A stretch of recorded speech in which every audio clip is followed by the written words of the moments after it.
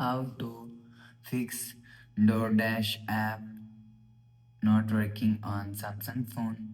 Let's start the video. First of all, go to app library. Here click on settings app. Now in setting, scroll down and click on apps.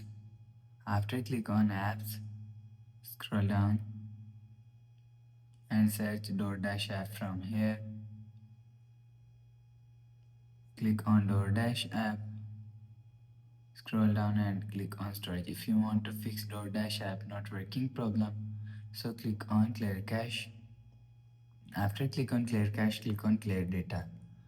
After the process, you will see your problem is solved. So if it's still not solved, so reinstall your DoorDash app. After reinstall, you will see your problem is solved. So that's how you can fix DoorDash app not working on Samsung phone. If you like the video, please subscribe. Thanks for watching.